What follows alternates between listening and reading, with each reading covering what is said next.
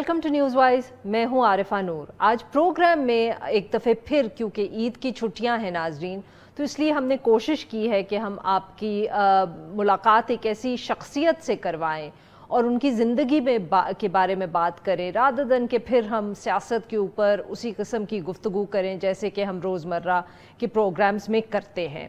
तो ईद के इस तीसरे दिन भी हम आपकी मुलाकात करवाएंगे एक शख्सियत से। उन्होंने अपना नाम सहाफ़त में और सिफारतकारी दोनों में जो है बनाया। उन्होंने 2 किताबें भी लिखी हैं। उनके जो तालीमी रिकॉर्ड अगर हम का जिक्र करें तो वो भी उतना ही शायद शानदार है जितना कि उनका प्रोफेशनल करियर रहा है।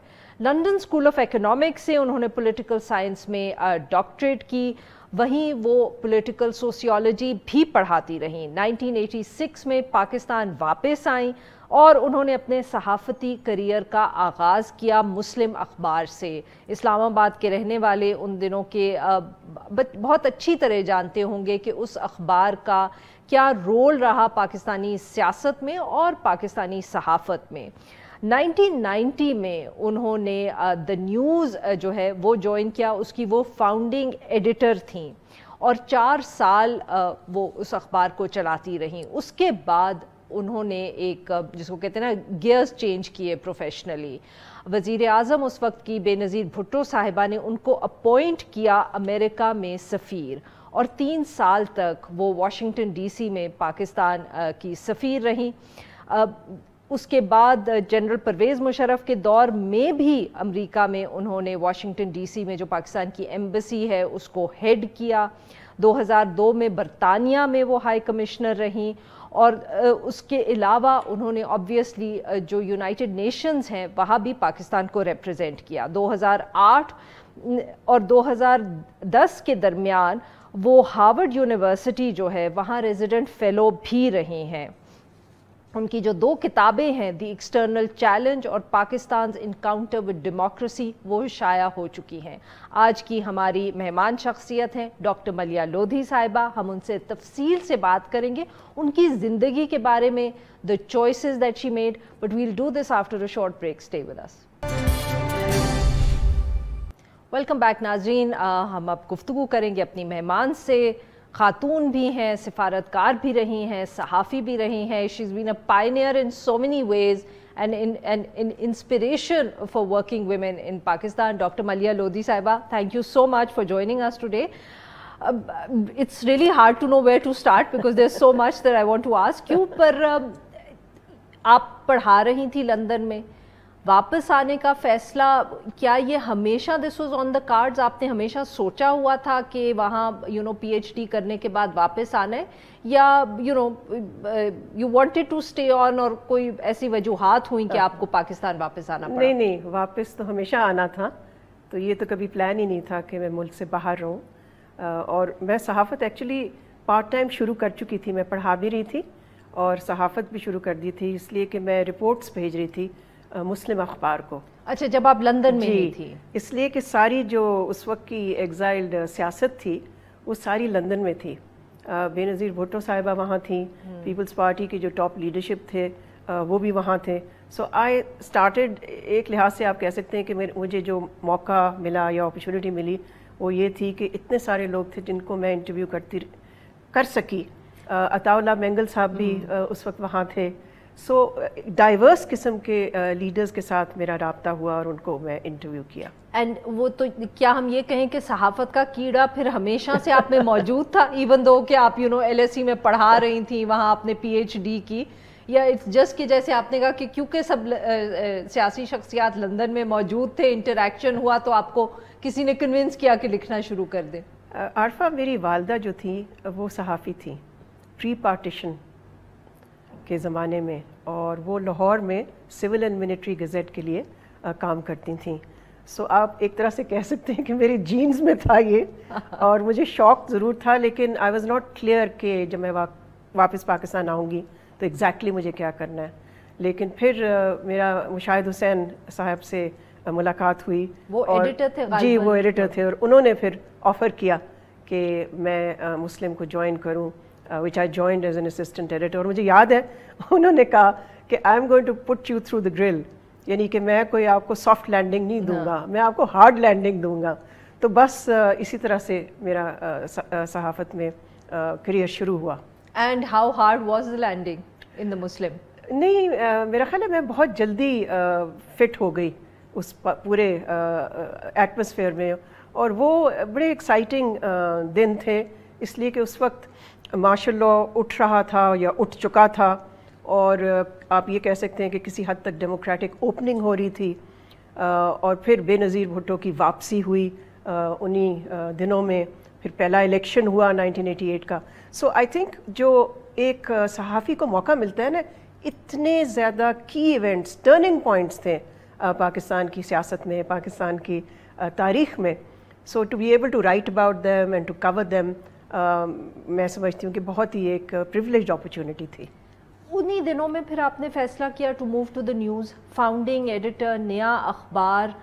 I mean there's so many challenges, you know. اس زمانے میں obviously ایک خاتون ایڈیٹر بھی، اور وہ بھی اسلام آباد میں، ایک میرے خیال میں کافی ایک انیوژول پوزیشن تھی. پھر یہ چیلنج بھی ایکسیپٹ کرنا کہ اخبار کو آپ نے لانچ کیا اسلام آباد میں، یو نو، مسلم کو چھوڑ کے. were they difficult decisions?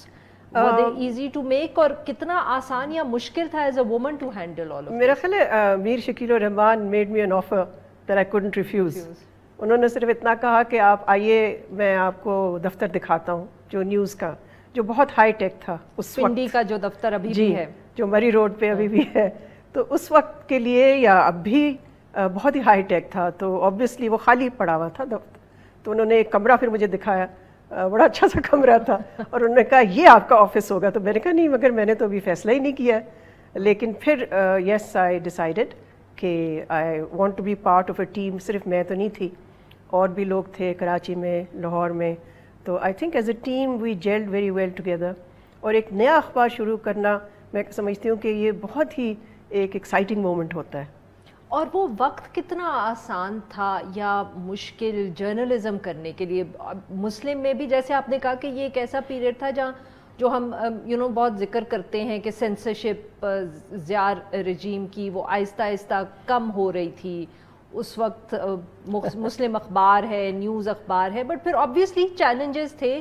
نئی حکومتیں بھی آئیں، اب پولیٹیشنز جن کو آج ہم بڑے سینئر سیاستدان سمجھتے ہیں، اس وقت وہ بھی اتنے ہی شاید کم عمر یا ان ایکسپیرینس تھے جتنے آج ان کے بچے ہیں. عارفہ، آپ کو پتہ ہے کہ پاکستان میں جرنلزم یا صحافت is not bad of roses. میں سمجھتی ہوں کہ کبھی بھی نہیں تھی، اور آج بھی چیلنجز ہیں اور اس وقت بھی چیلنجز تھے. تو میرے لیے ایک خاتون ہونے کے حوالے سے چیلنجز آپ کہہ سکتے ذرا زیادہ تھے، لیکن میں نے ہمیشہ یہ سمجھا کہ ایز اے پروفیشنل آپ کو بس اپنے کام پہ توجہ دینی چاہیے. یہ نہیں دیکھنا چاہیے کہ کون کیا کہہ رہا ہے، بیکاز اگر آپ اسی پہ رہیں گے تو آپ ڈسٹریکٹ ہوں گے. اس کے ساتھ ساتھ یہ وہ زمانہ تھا جب کہ سویلین گورنمنٹس میں بھی برداشت اتنی نہیں تھی، تو میرے خلاف ایک سیڈیشن کا کیس کیا گیا. جی بالکل، بیکاز میں نے ایک نظم چھاپی تھی، اور وہ نظم تھی ایک بیچارے غریب آدمی کی who had lost all his savings.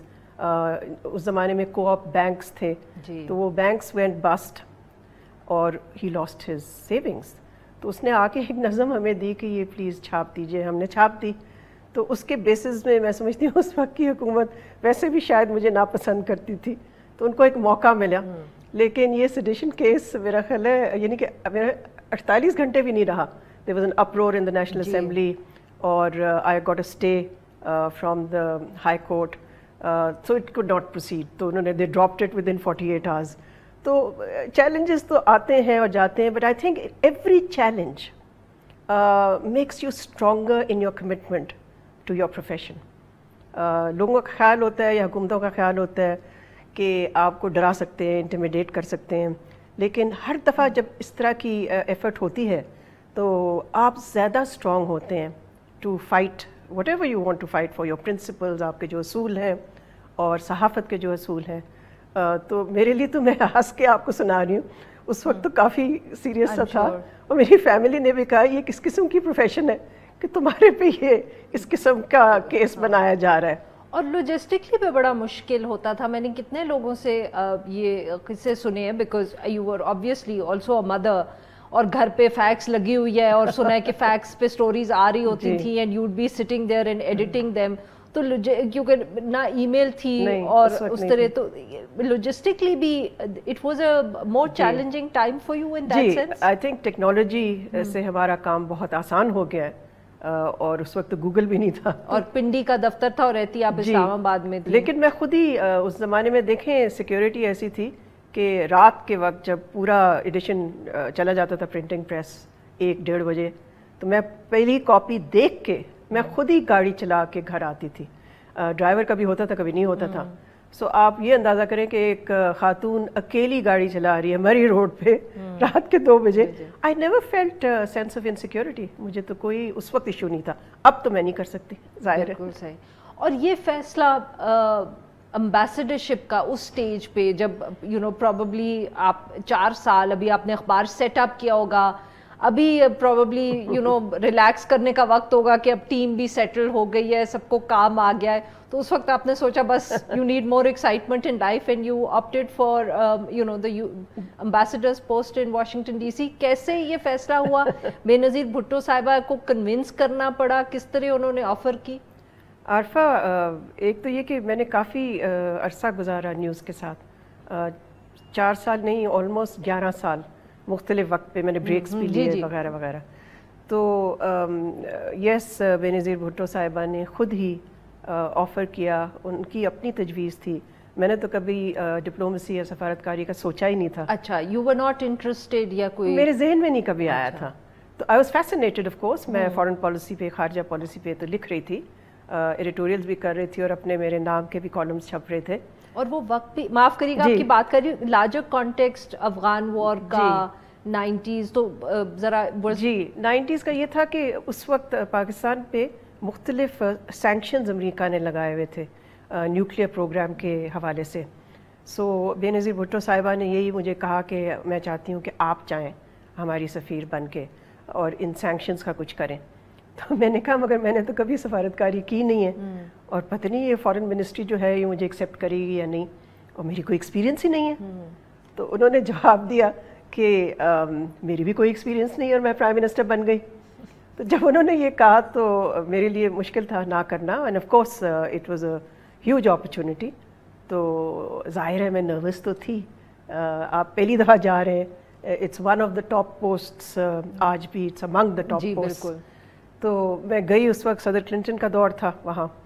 تو اور پھر as luck would have it prime minister Benazir Bhutto کا اپنا بھی دورہ ہوا امریکہ, جہاں انہوں نے کنونس کیا صدر کلنٹن کو کہ پاکستان کی جو اکوپمنٹ انہوں نے رکھی ہوئی تھی, ایمبارگو کی ہوئی تھی, ہمارے پیسے بھی رکھے ہوئے تھے اور اکوپمنٹ بھی رکھی تھی, تو انہوں نے کنونس کیا کہ وہ اکوپمنٹ ہمیں واپس کریں اور پیسے واپس کریں اور اکنامک سینکشنز ہٹائیں. سو آئی مین میں پہلی دفعہ عمر میں مجھے ایک اور کام کرنے کے لیے ایک چیلنج سامنے آیا, اور وہ یہ تھا کہ مجھے وہاں ہل پہ کانگریس میں لابنگ کرنی تھی کہ ایک ایسی امینڈمنٹ آیا جس سے کہ جو اس وقت کی پریسلر امینڈمنٹ تھی جس کے تحت نیوکلیئر سینکشنز لگے تھے, اس پہ ویور مل جائے ہمیں. صحیح. اور وہی ہوا کہ وی سکسیڈڈ, اور میں روز صبح شام کبھی کسی کانگریس مین کو مل رہی ہوں, کبھی کسی سینیٹر کو مل رہی ہوں. مگر یہ میں نے ضرور دیکھا کہ کانگریس میں اگر آپ ایک یعنی کہ ایک ایسی بات کرتے ہیں جس پہ کہ ان کے ذہن میں آتا ہے کہ یہ فیئر بات ہے, تو میرا خیال ہے وہ رسپونڈ کرتے ہیں, چاہے ان کو اس ایشو کا زیادہ پتہ ہو یا نہ پتہ ہو. دیکھیں نا, سارے تو ایکسپرٹس نہیں ہیں ہمارے خطے. تو یہ بہت ہی میرے لیے چیلنج بھی تھا لیکن گریٹیفائنگ بھی تھا کہ ہم براؤن امینڈمنٹ جس کا نام ہے, اس امینڈمنٹ سے ہم نے سینکشنز کو یعنی کہ ایک سینکشن تو ہٹا ہی دیا بالکل, دوسرے سینکشنز بھی نرم پڑ گئے اس کے بعد.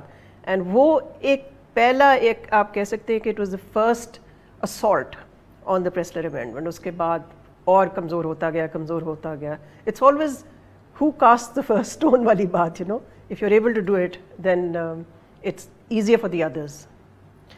بالکل صحیح. جی ناظرین, یہاں پہ لیتے ہیں ہم ایک چھوٹا سا بریک, جو ہم بریک سے واپس آئیں گے ہم ڈاکٹر ملیحہ لودھی سے گفتگو جاری رکھیں گے. ویلکم بیک ناظرین. ہم گفتگو کر رہے ہیں ڈاکٹر ملیحہ لودھی صاحبہ سے اور ہم ان سے بات کر رہے ہیں ان کی زندگی کے حوالے سے. آبویسلی ڈاکٹر صاحبہ پی پی پی کی حکومت ختم ہوئی, ساتھ میں آپ کا ٹینیور آلسو اینڈیڈ, بٹ آپ جرنلزم میں واپس آئی, but the big head but you, اور you know like when you came back تو آپ کیا سوچ رہی تھی کہ آپ اپنے آ کے صحافت ہی کرنی ہے, یا یو تھاٹ کہ اچھا اب میں you know I want to go back to it, آپ اس وقت سوچ کیا رہی تھی؟ نہیں, I think I was happy to be back in journalism. دیکھیں جب آپ کی ایک سرکاری پوزیشن ہوتی ہے تو ظاہر ہے اس پہ کنسٹرینٹس بہت ہوتے ہیں, تو وہ اس طرح کی آزادی یا فریڈم نہیں ہوتی نا جو کہ آپ کی لکھنے کی ہوتی ہے. صحیح. سو میں تو بڑی خوشی سے واپس آئی جرنلزم میں, لیکن اس کے بعد پھر as you know I went back again as Pakistan's ambassador to the US. وہ بھی بہت ہی چیلنجنگ ماحول تھا. وہ کیسے ہوا؟ I mean you know how did that take place? وہ میں تو نہیں جانتی تھی پریزیڈنٹ مشرف کو, اور میں نے تو ہمیشہ ملٹری رول کے خلاف ہی لکھا. تو جب انہوں نے اپروچ کیا مجھے کسی کے ذریعے, انفیکٹ ان کے آفس کے ذریعے, میں تو اس وقت لندن میں تھی بیکاز وہاں میں international institute of strategic studies کے ساتھ ایسوسیٹ ہوئی ہوئی تھی کچھ عرصے کے لیے, اور وہیں سے اخبار کو بھی ایڈٹ کر رہی تھی. By then technology had advanced, ذرا آسان ہو گیا. تو وہاں مجھے فون کال آئی کہ we need your help, there is a crisis in the relationship, تو we want you to go to Washington. میں واپس آئی. سال کا اگر آپ ذکر کر دیں. جی یہ ہوگا 1999. اچھا, immediately after the coup. G immediately after the coup. I think about a month or so after the coup, or maybe a few weeks after the coup. In any case, مطلب کہ جب تاریخی coup ہوا تھا تو آپ اسلام آباد میں نیوز کو نہیں دیکھ رہی تھی؟ نہیں, تو میں نے جب میری ملاقات ہوئی صدر مشرف سے تو میں نے یہی کہا انہیں کہ دیکھیں میں نے تو ہمیشہ اپوز کیا ہے ملٹری رول, تو میرے لیے تو بڑا مشکل ہے. اٹس اے ویری یعنی کہ میں بہت کنفلکٹڈ ہوں, میں کیسے اس کو ڈیل کروں گی. تو انہوں نے کہا نہیں آپ سوچ لیجئے, لیکن آپ میرے لیے تو نہیں کر رہی ہیں, یہ تو آپ ملک کے لیے کریں گی, اور اس وقت ہماری جو کرائسس ہے اس کے لیے ہم چاہتے ہیں کہ کوئی ایکسپیرینسڈ شخص جائے. تو انہوں نے بلکہ یہ بھی کہا میں تو آپ کو جانتا بھی نہیں ہوں, لیکن آپ کی ریپوٹیشن سے آگاہ ہوں. تو خیر میں چلی گئی. میرا خیال ہے دوسری دفعہ چیلنج شاید زیادہ بڑا تھا. بالکل. بیکاز اور بھی سینکشنز لگے ہوئے تھے, اور اس کے ساتھ ساتھ کچھ مہینوں بعد ہی, نہیں مہینوں تو نہیں, سال بعد پھر وہ 9/11 ہو گیا. And you were there. Please ہمیں وہ والا, بیکاز اس دن کو آپ سب کسی میٹنگز میں تھے, آئی تھنک کچھ پاکستان سے آفیشلز آئے ہوئے تھے, آپ لوگ میٹنگز میں تھے جب یہ واقعہ ہوا. If you can share the جی اس وقت امریکنز یہی چاہ رہے تھے 9/11 سے پہلے بھی کہ ہمارا تعاون ان کو حاصل ہو, تاکہ وہ جو بڑھتی ہوئی تخریب کاری تھی, ٹیررزم تھی, ان کو جو تھریٹ تھا اس سے وہ نپٹ سکیں. تو اسی حوالے سے ہمارے جو ISI کے DG تھے وہ آئے ہوئے تھے وہاں میٹنگز کے لیے. تو ظاہر ہے میں ان کے ساتھ ہی تھی مختلف میٹنگز میں, اور ہم ایک میٹنگ میں تھے بلکہ سینٹ کے فارن ریلیشنز کمیٹی تھی میرا خیال ہے. ان اینی کیس وی ور آن دا ہل, جب کہ سڈنلی وہ انہوں نے سائرنز بجنے شروع ہو گئے, اور انہوں نے کہا جی جلدی سے ایویکویٹ کریں اس بلڈنگ کو. ہمیں تو نہیں پتا تھا کہ کیا ہوا. آپ بلڈنگ میں اندر کسی کمرے میں میٹنگ میں بیٹھے؟ جی ہم میٹنگ میں بیٹھے تھے, تو ہمیں تو سمجھ نہیں آیا کہ ہوا کیا. تو ہم جب بھاگتے بھاگتے ظاہر ہے گاڑی میں گئے, جب گاڑی میں دیکھا, گاڑی میں گئے تو دور سے ہمیں دھواں نظر آیا, اس لیے کہ آپ کو یاد ہوگا کہ ایک جہاز پینٹیگن میں بھی چلا گیا تھا. سو وہ بھی آنکھوں دیکھا سورٹ آف حال تھا. اینی وے جو راستہ ہمیں عموماً لگتا تھا 10-15 منٹ کا واپس ایمبیسی جانے کا, وہ اس دن ہمیں کوئی 1.5 گھنٹہ لگا, بیکاز سارا وہ جو علاقہ تھا سب لوگ اب جا رہے تھے نا, they were all scrambling to be safe. Security بھی اس وقت آ گئی ہوگی, اور ہر طرف سے وہ ٹینٹاں ہو رہا تھا اور آوازیں آ رہی تھی گاڑیوں کی, ٹینٹاں ہو رہا. Anyway, اور آپ لوگ اس وقت آپ کو کچھ پتہ نہیں تھا کہ ہو کیا رہا ہے. You knew that something was up, but obviously کیونکہ اس وقت سیل فون نہیں, بیکاز گاڑی میں ہم نے ریڈیو آن کر کے پھر ہمیں پتہ چل گیا تھا. لیکن اگر آپ مجھ سے پوچھیں کہ اس وقت میرا ذہن کہاں تھا, تو وہ میرے بیٹے پہ تھا. اچھا. بیکاز میرا بیٹا اس وقت ایک انٹرنشپ کر رہا تھا نیو یارک میں, اور نیو یارک ہی میں یہ حادثہ ہوا تھا, یہ سانحہ ہوا تھا. تو مجھے تو یہ تھا کہ میں اپنے بیٹے سے بات کروں. تو جیسے ہی میں ایمبیسی پہنچی, میں فون کر کے I could not get through because the lines were down. تو میں تو بہت ہی پریشان تھی، اور ساتھ یہ ہمارے آفیشلز بھی میرے ساتھ تھے. تو وہ کمرے میں تھے اور میں دوسرے کمرے میں جا کے بار بار فون کر رہی ہوں کہ میرے بیٹے کا پتہ چلے. I hope he is safe because he is a investment bank کا. تو مجھے ڈر تھا کہ کہیں ادھر ادھر قریب نہ کہیں گیا ہو. فائنلی میرے ذہن میں آیا کہ چلے میں اپنے گھر فون کرتی ہوں اسلام آباد. تو میں نے یہاں فون کیا اور انہوں نے کہا نہیں جی فیصل اس کا نام ہے، فیصل کا فون یہاں آ چکا ہے بیکاز آپ کو ہی کی ناٹ گیٹ تھرو. اور انہوں نے کہا کہ میں سیف ہوں اور میری والدہ کو بتا دیں. صحیح. اس کے بعد میں تھوڑی ریلیکس ہوئی، میں واپس گئی کمرے میں. And of course then as they say the rest is history. We want to know a little bit more about that history because پھر اس کے بعد DGISI کتنے دن رہے؟ Because وہ کافی دن رہے تھے اس لیے کہ آپ کو معلوم ہے کہ ایئر ٹریفک سارا سسپینڈ کر دیا تھا انہیں بیکاز ان کو فیئر تھا کہ کچھ فالو آن اٹیکس نہ ہوں. لیکن عارفہ اگر آپ سچ پوچھیں تو میرے لیے جو سب سے بڑا چیلنج تھا وہ یہ تھا کہ سڈنلی میں صرف پاکستان کی نمائندہ نہیں تھی، سڈنلی مجھے دیکھا گیا کہ آپ مسلمان دنیا کے نمائندہ ہیں. اچھا. اور آپ ایکسپلین کریں کہ یہ جو ٹریجڈی ہوئی ہے، یہ جو اٹیک ہوا ہے، یعنی کہ میرا چیلنج یہ تھا ٹو ایکسپلین کہ ٹیررزم کا ہماری مذہب سے کوئی تعلق نہیں ہے. سو ایک طرح سے آپ کہہ سکتے ہیں کہ مجھے مذہب کے بارے میں بھی بتانا پڑا تاکہ وہ سیپریٹ کریں ان دو چیزوں کو بیکاز اس وقت جو ماحول تھا آپ اندازہ لگائیں کہ وہاں تو بالکل ہی پینک کا ماحول تھا نا. ڈاکٹر صاحب یہ جو آپ نے کیا کہ ایکسپلین کرنا یا جسٹیفائی کرنا، یہ کیا سارے جو وہاں مسلم ممالک تھے ان کے امبیسڈرز کو یہ تھا یا خاص طور پہ پاکستان اینڈ افغانستان کی وجہ سے آپ کو you felt this burden more? I think میں نے تو یہی دیکھا تھا کہ most of them did not surface. وہ کہیں نہیں کہیں جو نکلے باقی باہر ممالک کے جی وہ نہیں نکلے. لیکن سنس پاکستان افغانستان کا نیبر تھا اور فوکس ہمارے پہ تھا اس حوالے سے کہ پاکستان اب کیا فیصلہ کرے گا، تو ظاہر ہے مجھے. اور دوسرا یہ کہ میرا خیال ہے میں سمجھتی تھی کہ اس وقت پبلک ڈپلومیسی اتنی ہی اہم تھی. دیکھیے نیگوسیشنز تو بہت ہی سینئر لیول پہ ہوتے ہیں. بالکل صحیح. تو میں سمجھتی ہوں کہ سفیر کا کام اس وقت ہوتا ہے to win hearts and minds, کہ آپ پبلک اوپینین کو کسی طرح سے اپنی طرف شفٹ کریں.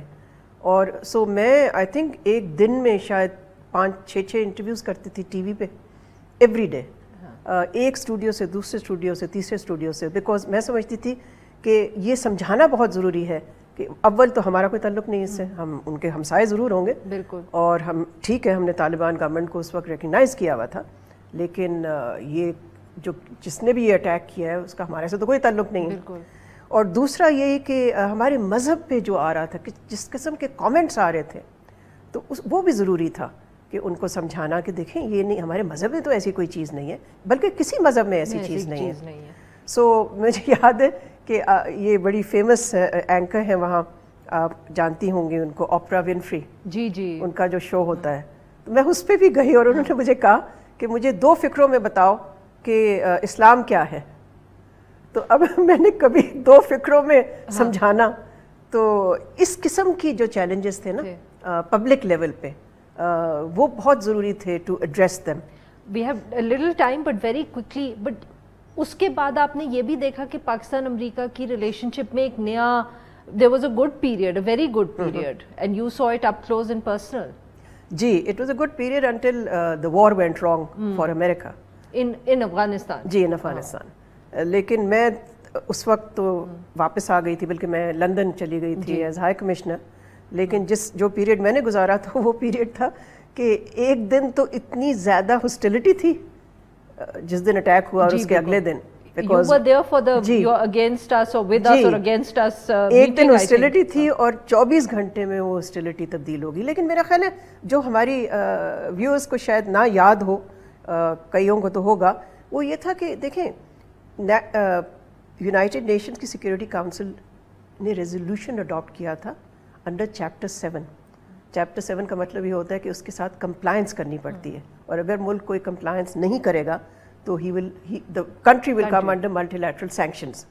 تو اس وقت یہ کہنا کہ جی پاکستان کے پاس چوائس تھی نہیں تھی، یہ بہت بڑا بحث چلتی ہے نا. بالکل چلتی ہے، نیگوشیٹ کرنا چاہیے تھا. تو وہ بحث ٹھیک ہے، میرا خیال ہے چلنی چاہیے، لیکن ایک تو یہ کہ یونانیمس ریزولوشن جس میں کہ روس اور چائنا شامل تھا، ظاہر ہے they are permanent members of the security council, ایک دفعہ وہ ریزولوشن اڈاپٹ ہو گیا تو آپ یہ کہہ لیجئے کہ پاکستان یا اسلام آباد کا بھی فیصلہ ہو گیا. UN جنرل اسمبلی نے بھی یونینمسلی 100 اینڈ اس وقت پتہ نہیں 193 ہوں گے یا 192 کنٹریز جنرل اسمبلی کے ممبرز ہوں گے اس وقت, all unanimously adopted a resolution on this issue of terrorism. So اس وقت پاکستان کے لیے یہ ضروری تھا کہ ہم انٹرنیشنل کنسنسس کا حصہ رہیں صحیح اور اس سے باہر نہ رہیں. ویلکم بیک ناظرین, ہم گفتگو کریں ڈاکٹر ملیحہ لودھی صاحبہ سے اور ہم ان سے بات کر رہے ہیں ان کی کریئر اور زندگی کے حوالے سے. ڈاکٹر صاحبہ پھر لندن میں آپ نے وقت گزارا, UN میں گزارا, تو مجھے لندن کا تو میں اتنے کانفیڈنس سے نہیں کہہ سکتی, بٹ میرے خیال میں یہ جو آپ نے پبلک ڈپلومیسی کا ذکر کیا نا, to win hearts and minds, we saw this at work in the UN especially. I think you probably had the space or the time to do it also. No, I didn't have the time at all. اچھا, بلکہ multilateral diplomacy is very very busy, much busier than bilateral. اچھا, مگر London میں نے ایک کام ضرور کیا تھا, I mean اور کام بھی کیے ہوں گے. ٹرفالگر اسکوائر میں ہم نے اپنی یوم آزادی منائی تھی اور وہاں ہم نے ایک بہت ہی بڑا کانسرٹ کیا جو کہ میں سمجھتی ہوں ابھی بھی لوگوں کو یاد ہے. امیجن کیجیے کہ Trafalgar Square is the heart of London. بالکل بالکل. سو میرے ذہن میں تو ہمیشہ تھا, بیکاز میں تو اب بھی اس چیز کی قائل ہوں کہ سافٹ پاور جو ہے پاکستان کا وہ انڈر یوٹیلائزڈ ہے, اس کو ہم پروجیکٹ نہیں کرتے ہیں, پتہ نہیں ہم کیوں کتراتے ہیں, ہیسیٹیٹ کرتے ہیں. مگر UN میں میں سمجھتی ہوں کہ سب سے پہلے تو راحت فتح علی خان کا کانسرٹ کیا ہم نے UN جنرل اسمبلی کے ہال میں. پہلی دفعہ پاکستان کا کوئی اس طرح کا کانسرٹ تھا جنرل اسمبلی کے ہال میں, اور وہ شروع ہوا اللہ سے. اب امیجن کیجئے کہ جنرل اسمبلی میں اللہ گونج رہا ہے, تو میں I mean for me it was جس کو کہتے ہیں نا goosebumps magical moment. Yes, it was a very special moment. اس کے بعد پھر ہم نے بہت قسم کے چیزیں کی ہیں. I did street food, I did 2 film festivals, I did کیا کہتے ہیں آرٹ ایگزیبیشن. سو یہ دیکھیں ملک وہاں پر اتنے سارے ہیں, سارے ملک ریپرزینٹڈ ہیں, اور جب ہمیں کوئی الیکشن لڑنا پڑتا ہے ہمیں سب کے ووٹس کی ضرورت ہوتی ہے. صحیح. اور بہت سے ممالک, میں تو کہوں گی آدھے ممالک, شاید آدھے سے آلموسٹ ہاف, 80-90 ملک کے ساتھ ہمارے کوئی خاص تعلقات بھی نہیں ہیں. Latin America, very few countries we have relationships with. افریقہ, some countries yes we do, but most countries not much. So آپ جب ووٹ مانگنے جاتے ہیں تو ان کو کوئی امپریشن تو ہونا چاہیے نا آپ کے ملک کے بارے میں. So this helps, this really helps, and I think 1-2 election تو مجھے پکا یقین ہے کہ ہماری سافٹ پاور کے ڈپلائمنٹ سے ہی ہم نے جیتے ہیں. یہ جو آپ نے کہا کہ ہم we are reluctant to use it, جی, why just somebody who's obviously seen the other side, because of صحافت میں بھی آپ نے as an outsider دیکھا ہے. I think people are shy in acknowledging what our culture is. دوسرا عرفہ when you say we are shy, you mean کیا یہ جو ہم ریاست میں سرکاری لوگ فورن آفس میں خاص طور پہ, جی نہیں فورن آفس میں نہیں مگر سرکار میں آئی تھنک وہاں ایک خوف سا ہوتا ہے کہ اگر ہم یہ چیز کریں گے تو پتہ نہیں کیا ہو جائے گا اور ہماری پہ تنقید شروع ہو جائے گی. دوسرا میں سمجھتی ہوں کہ آپ کو خود انجوائے کرنا چاہیے. If you enjoy art and appreciate it, you enjoy music and you know your culture and your heritage, اس سے تو سارا فرق تو اسی سے پڑتا ہے نا. بیکاز اگر آپ پرائڈ ہی نہیں لیتے اپنی آئیڈینٹی میں اور اپنی کلچر میں, وہ کہتے ہیں جی جو جس ملک کا کلچر اسٹرانگ ہوتا ہے نا, that is a sign of a living nation. تو میں سمجھتی ہوں کہ یہ پروجیکٹ کرنا چاہیے نا ہمیں باہر کہ we are a living nation and that we have our challenges, but that doesn't mean کہ our enthusiasm, our energy is in any way dissipated by that. تو اس سے میں تو سمجھتی ہوں کہ یہ ایک بہت ہی اہم پارٹ ہونا چاہیے ہماری خارجہ پالیسی کا, جو نہیں ہے, بیکاز اسی سے لوگوں کو پتہ چلتا ہے کہ یہ ٹریننگ میں اس کو پھر آئی تھنک انٹروڈیوس کرنے کی شاید زیادہ ضرورت ہے. ٹریننگ کے علاوہ آئی تھنک مائنڈ سیٹ کی بات ہے, بٹ وہ ٹریننگ سے ہی تبدیل ہوگا. جی ٹریننگ سے تبدیل ہوگا, لیکن تھوڑی سی ہمت سے بھی تبدیل. اچھا, there is more to it. What next doctor صاحبہ؟ بس دیکھیے ابھی تو میں لکھ رہی ہوں, لیکچر کر رہی ہوں. I am very happy because اتنا کچھ کر چکی ہوں کہ تھوڑا سا پاز بھی ضروری ہوتا ہے. تو اب دیکھیے اگر مجھے اپرچونٹی ملتی ہے کسی پبلک رول میں تو میں ضرور I would like to do it. اب یو نو ویری بریفلی, کیونکہ آبویسلی آپ نے لکھنے کا ذکر کیا, دیٹ از آئی تھنک جو پرنٹ میں تو جو لوگ آئے تھے وہ اس وقت تو شاید یو نو مقصد ہی یہ ہوتا تھا سب کا کہ ہم لکھ سکتے ہیں یا انجوائے کرتے ہیں لکھنا, تو آپ جرنلزم میں آ جاتے تھے. کتابیں بھی 2 ہیں, is that something research, you know how was that experience, is that something you would do again? مجھے بہت لوگ کہتے بھی ہیں اور میں خود بھی سوچتی ہوں کہ جب اتنا کچھ ایکسپیرئنس کیا ہے تو اس کے بارے میں بھی لکھنا چاہیے, تاکہ you know more people find out کہ جی بہت ساری چیزیں جو ہیں which are still clouded in secrecy کہہ لیجیے یا ان انسرٹنٹی. لیکن سب سے بڑا میرے لیے پرابلم یہ ہے کہ کن چیزوں پہ میں لکھ سکتی ہوں اور کن چیزوں پہ نہیں, because obviously I am bound by the official secrets act. تو بہت سی چیزیں information that I acquired in my official capacity وہ میں نہیں استعمال کر سکتی, لیکن جنرل امپریشنس تو کر سکتی ہوں. پھر یہ کہ of course you can write a book. You've already done how was the experience? No, especially because ایک I think is an edited volume جی, اور ایک غالباً آپ کی پی ایچ ڈی تھیسز نہیں وہ نہیں ہے, مگر ویسے جو ایک ایڈیٹڈ ہی ہے اور دوسری بھی آرٹیکلز ہی ہیں. So I have yet to write a book. اچھا اوکے اوکے, آئی تھاٹ کہ آپ کی پہلی کتاب جو تھی وہ آپ کی P H D Pakistan Peoples Party پہ جو نہیں, ابھی تک کتاب لکھنا میرے لیے it's a daunting prospect. And when you say a daunting prospect, are you thinking of a book or are you thinking of your autobiography? No, autobiography. Why should anybody be interested in me? جب آپ ذاتی اپنے experiences اور official secrets act کا ذکر کریے تو میں تو اسے یہی سمجھ رہی ہوں کہ آپ you know autobiography which focuses on obviously your you know times as an editor. جن چیزوں پہ دل چاہتا ہے لکھنے کا ان چیزوں پہ میں لکھ نہیں سکتا. Too many secrets that I have to keep to myself. To be loyal to my country. بہت بہت شکریہ ڈاکٹر صاحبہ, آپ نے ہمارے لیے اتنا وقت نکالا. ناظرین آج کے لیے بس اتنا ہے. Hope that you enjoyed the conversation with doctor Millia Lodhi as much as we did. We'll be back tomorrow at the same time. ہر پیر سے جمعے اپنا پسندیدہ شو نیوز وائز یوٹیوب پر دیکھنے کے لیے ڈان نیوز کے آفیشیل چینل پر آئیں اور سبسکرائب کرنا مت بھولیں, بیل آئیکن کو پریس کریں.